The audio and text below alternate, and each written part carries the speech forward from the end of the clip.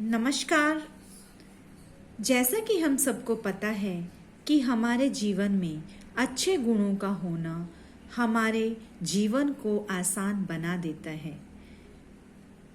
हमें अच्छे गुण जैसे आत्मनिर्भरता, सेल्फ डिपेंडेंट और ज़रूरतमंदों की सहायता करने जैसे गुणों को अपने जीवन में शामिल करना चाहिए, जिससे हमारा जीवन तो आसान बनता ही है, साथ ही दूसरों की भी सहायता करने में हम अपना सहयोग दे सकते हैं। हमारे आज के पाठ में मुख्य पात्र हैं एक छोटा बच्चा और लेखक जयशंकर प्रसाद के जीवन में एक घटना पर आधारित हमारी आज की कहानी है। हमारी आज की कहानी का शीर्षक है, पाठ का शीर्षक है छोटा जादूगर। तो आइए अब हम अपना पाठ शुरू करते हैं। छोटा जादूगर एक ऐसे निर्धन बालक की कहानी है जो दूसरों के सहारे न रहकर अपने बलबूते पर जीवन जीता है। अपने बलबूते सेल्फ डिपेंडेंटली, आत्मनिर्भरता से अपना जीवन जीता है। उसे न कभी पिता का प्यार मिला और न माँ का सहारा। वह प्रतिदिन तमाशा दिखाकर जो पैसा कमाता था, उसी से बीमार माँ का इलाज और दोनों का जीवन निर्वाह होता था। कार्निवाल के मैदान में बिजली जगमगा रही थी। जगमगाना, शाइनिंग करना। हंसी और विनोद का कलनाद गूंज रहा था। मैं खड़ा था उस छोटे फव्वारे के पास, जहां एक छोटा लड़का चुपचाप शरबत पीने वालों को देख रहा था। उसके गले में फटे कुर्ते के ऊपर एक मोटी सी सूत की रस्सी पड़ी थी। सूत की रस्सी, कॉटन्स रॉप, और जेब में ताश के कुछ पत्ते थे, कार्ड्स, प्लेइंग कार्ड्स। उसके मुंह पर गंभीर विषाद के साथ धैर्य की रेखा थी। धैर्य होता है सहन शक्ति, पेशेंस, और गंभीर विषाद होता है ग्रीफ और ग्रेट सॉरो। मैं उसकी ओर न जाने क्यों आकर्षित हुआ। मैंने उससे पूछा, क्यों जी, तुमने इसमें क्या देखा? मैंने सब देखा है। यहाँ चूड़ी फेंकते हैं, खिलौनों पर निशाना लगाते हैं, तीर से नंबर छेदते हैं। मुझे तो खिलौनों पर निशाना लगाना अच्छा मालूम हुआ। जादूगर तो बिल्कुल निकम्मा है। निकम्मा, यूजलेस। उससे अच्छा ताश का खेल तो मैं ही दिखा सकता हूँ। उसने बड़े विश्वास से कहा। विश्वास, कॉन्फिडेंस। उसकी वाणी में कहीं बनावट न थी। मैंने पूछा, और उस पर्दे के पीछे क्या है? वहां तुम गए थे? नहीं, वहां मैं न जा सका। टिकट लगता है। मैंने कहा, तो चलो, मैं तुम्हें वहां ले चलता हूं। उसने कहा, वहां जाकर क्या कीजिएगा? चलिए, निशाना लगाया जाए। मैंने उससे सहमत होकर कहा, तो चलो पहले शरबत पी लिया जाए। उसने स्वीकार सूचक सिर हिला दिया। स्वीकार सूचक होता है एक्सेप्टेबल। राह में मैंने उससे पूछा, तुम्हारे घर में कौन कौन है? माँ और बाबूजी।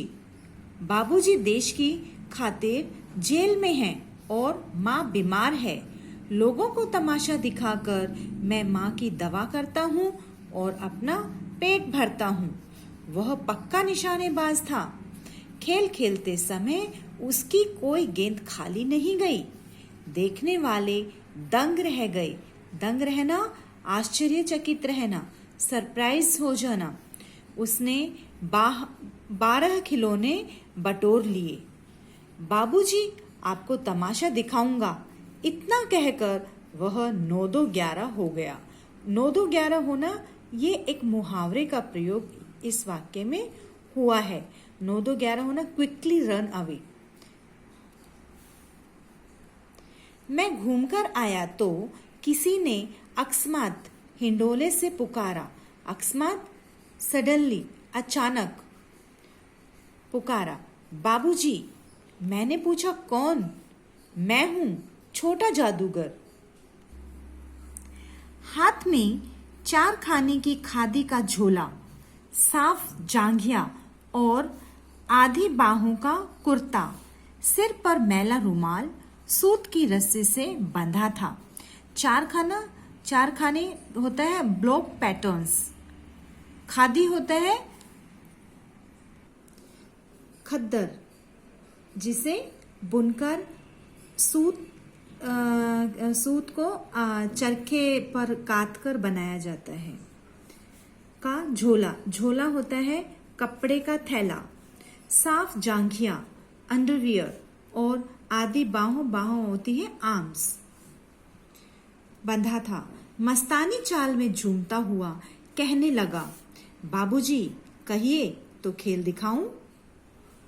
तभी मेरी श्रीमती जी ने कहा, दिखलाओ जी, भला कुछ तो मन बहले। उस दिन कार्निवाल के सब खिलौने उसके खेल में अपना अभिनय करने लगे। अभिनय, एक्टिंग। भालू मनाने लगा, बिल्ली रूठने लगी, चिड़िया का ब्याह हुआ, ताश के सब पत्ते, ब्याह होता है मैरिज, शादी, ताश के सब पत्ते लाल हुए, फिर सब काले हो गए। लट्टू अपने आप नाच रहे थे। श्रीमती जी ने धीरे से उसे 1 रुपया दे दिया। वह उछल पड़ा। मैंने कहा, लड़के, छोटा जादूगर कहिए, यही मेरा नाम है। इसी से मेरी जीविका चलती है, जीविका, रोजी रोटी। वह नमस्कार करके चला गया। फिर एक दिन मैंने उसे एक झोपड़ी के पास कंधे पर कंबल डाले खड़े देखा।